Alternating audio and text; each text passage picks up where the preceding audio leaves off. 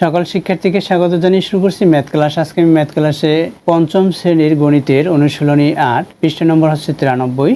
এই 93 পৃষ্ঠা নম্বরের এটা হচ্ছে গড় নির্ণয় করো, গড় নির্ণয়ের অঙ্ক।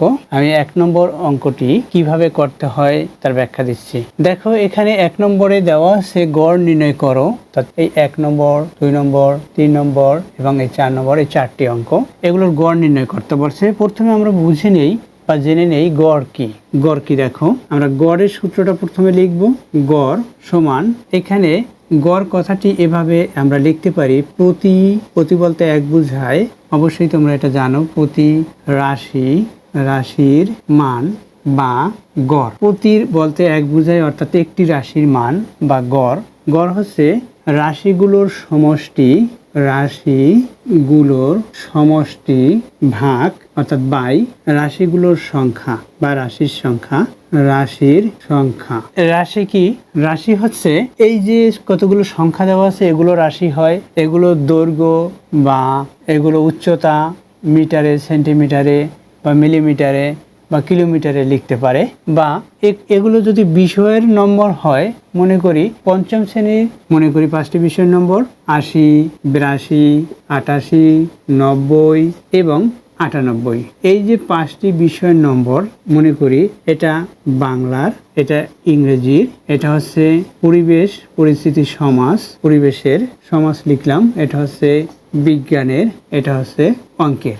এই যে নাম্বার 5টি বিষয়ের নম্বর দেওয়া আছে বা একজন ছাত্র এই 5টি বিষয়ে এই নাম্বারগুলো পেল, এখন তার গড় নম্বর কত হবে? গড় বলতে কি বোঝায়? এই যে সংখ্যাগুলো, অর্থাৎ এই বিষয়ের যে নম্বরগুলো, এগুলো মোট করতে হবে, মোট, অর্থাৎ এগুলো যোগ করতে হবে বা যোগফল নির্ণয় করতে হবে। মনে করি এখানে কমার পরিবর্তে এখন এখানে যোগফল আছে দেওয়া। এখন এই যে যোগ করলে যে যোগফল পাবো বা এই বিষয়ের সংখ্যার সমষ্টি পাবো, দেখো নির্ণয় করি।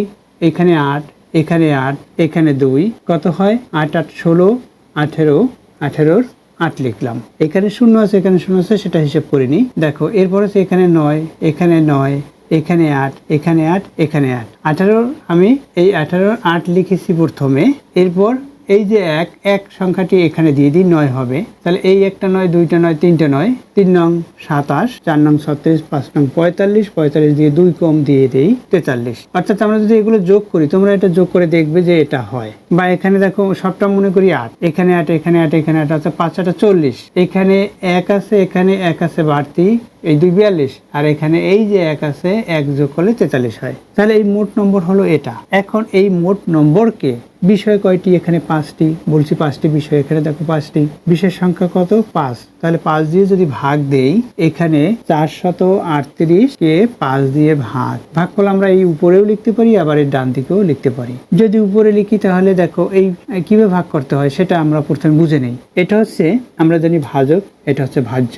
এখানে লিখতে পারি ভাগফল বা এখানে লিখতে পারি ভাগফল। এখন এই 5 আর এখানে এই যে ভাজ্য 3 অঙ্ক বিশিষ্ট, 3 অঙ্কের সর্বপ্রথম, অর্থাৎ বাম দিকের অঙ্কটি, বাম দিক হতে আমি বলেছি যে সর্বপ্রথম অঙ্কটি 4, অর্থাৎ বাম দিকের সর্ববামের অঙ্কটি হচ্ছে এখানে 4। সেই 4 সংখ্যাটি এই 5-এর যে ছোট বিদায় এই 4-এর মধ্যে 5 যাবে না, অর্থাৎ 4-কে 5 দিয়ে ভাগ করতে পারবো না। তাই আরেকটি সংখ্যা আমাদের মনে রাখতে হবে, অর্থাৎ 4-এর পরে আরেকটি সংখ্যা আছে 3, এই 3 ধরি। তাহলে কত হলো? 43। এখন 5-এর গুণের নামটা পড়তে হবে এই 43-এর সমান বা এর চেয়ে ছোট হয়, এর চেয়ে বড় লেখা যাবে না। যেমন 5 8 40, 9 যদি লিখি 5 নং 45, যা 43 চেয়ে বড় হবে, তাহলে এখানে 9 লিখতে পারবো না, এখানে 8 লিখবো, 5 8 40 এভাবে লিখবো। দেখো এখানেও 8 আমরা লিখতে পারি, 5 8 40, এখানে ভাগফল এখানে লিখতে পারি বা এখানে লিখতে পারি। এখন আমরা বিয়োগ করব, এই 3 থেকে 0 বিয়োগ করতে 3 হলো, এখানে 8। এখন কত? এখানে 38। 38-এর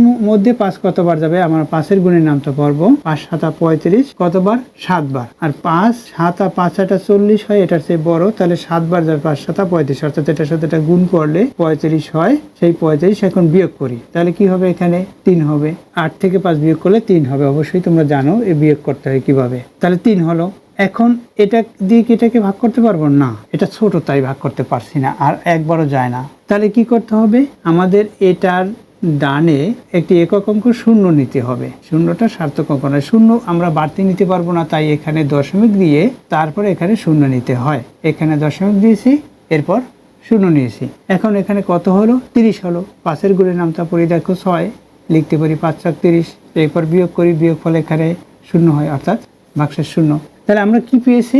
ভাগফল এখানে 87.6 পেয়েছি। এইটা হচ্ছে গড় নম্বর, অর্থাৎ প্রতি বিষয়ের নম্বর। 87.6 এটা হচ্ছে প্রতি বিষয়ের নম্বর বা প্রতি রাশির মান।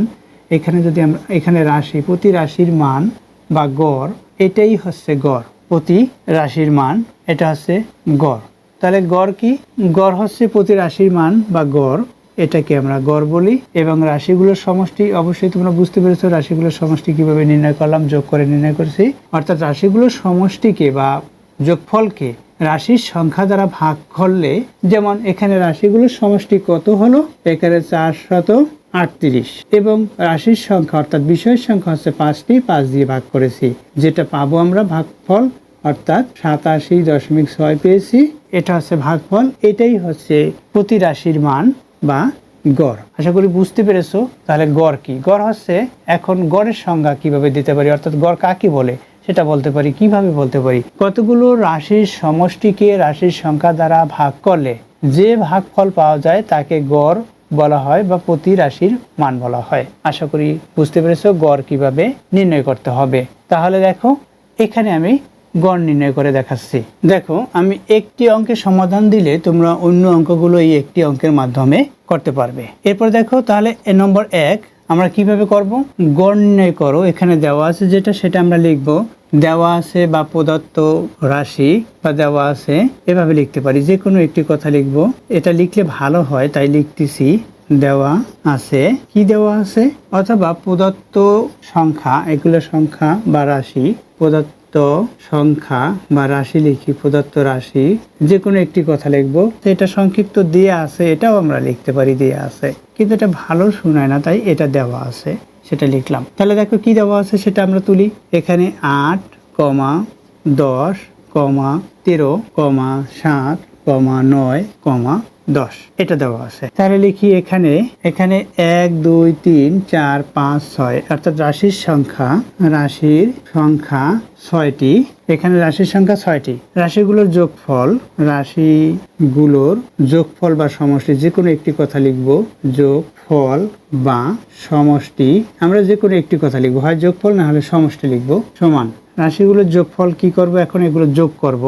8 + 10 + 13, 7 + 9 + 10, এরপর হচ্ছে 7 + 9 + 10। আমরা এটা যোগফল নির্ণয় করি। দেখো কিভাবে যোগ করতে হয়। একক অঙ্কগুলো যোগ করব। এই শূন্যের সাথে 9 যোগ করি, কত হবে? 9 হবে। এই 9-এর সাথে আবার 7 যোগ করি, 16 হবে। 16-র সাথে 3 যোগ করি, 19 হবে। 19-এর সাথে আবার 8 যোগ করি, 27 হবে। আমরা এগুলো যোগ করে হিসাব করে দেখব যে 27 হয়। 27, এই যে 27-এর 7 লিখি। দেখো আবার সংক্ষিপ্তভাবে যোগ করি। কিভাবে যোগ করতে হয়? এই 7-এর পরে 3 যোগ করি, 10 হবে। আর এখানে 9 আর 8, এখানে 9 আছে, এখানে 8 আছে, 9 আর 8 17, 17 আর 10 যোগ করলে 27 হয়। 27-এর 7 লিখেছি, অর্থাৎ এটা লিখেছি।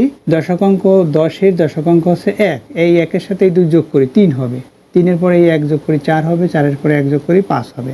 অর্থাৎ এটা হলো। তাহলে রাশিগুলোর সমষ্টি বা যোগফল কত পেয়েছি এটা। এখন গড় নির্ণয় করবো। অতএব গড়, বা আমরা জানি সূত্রটি প্রথমে এখানে দেওয়া আছে দিয়ে, যেহেতু গড় নির্ণয় করতে বলেছে, এরপর দেওয়া আছে দিয়ে এটা লিখলাম। এরপর আমরা জানি দিয়ে সূত্রটা লিখে রাখবো।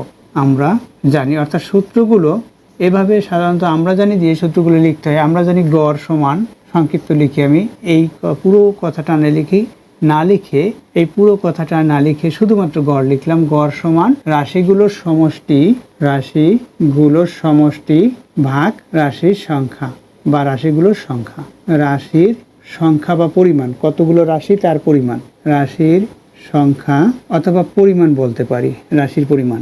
আমি এখানে সংক্ষিপ্ত লিখি, রাশির রা লিখি, পরিমাণ লিখে দিই। পরিমাণ মানে কতগুলো রাশি তার পরিমাণটা। এটা না লিখলে হয় রাশির সংখ্যা, এটাই লিখলাম। এখন তাহলে গড় নির্ণয় করি। অতএব গড় বা প্রতি রাশির মান, প্রতি বলতে একটি বোঝায়, প্রতি রাশির মান বা গড় সমান, আমরা এই যে 22 চিহ্ন দিয়েছি, এটা না দিয়ে এই 22 চিহ্নের পরিবর্তে ভাগ লিখতে পারি। অর্থাৎ এভাবে লিখতে পারি। দেখো রাশিগুলোর সমষ্টি বা যোগফল, যে কোনো একটি কথা লিখব, ভাগ রাশির সংখ্যা সমান দেই। তাহলে কি, রাশিগুলোর সমষ্টি বা যোগফল রাশির সংখ্যা। রাশিগুলোর সমষ্টি কত পেয়েছি? 57 পেয়েছি, ভাগ রাশির সংখ্যা কয়টি? 6টি পেয়েছি।